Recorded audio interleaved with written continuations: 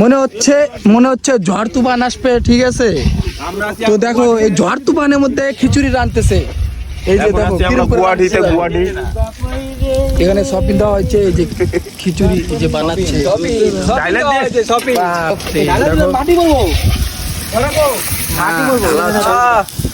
দেখি,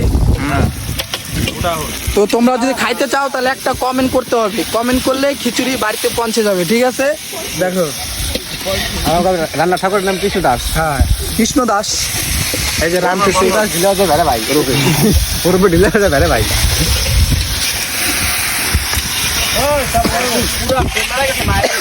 সুজন দা একদম কালা, মেঘ কালা হয়ে গেছে, ঝড় তুফান হয়ে যাবে মনে হচ্ছে, বৃষ্টি পড়বে।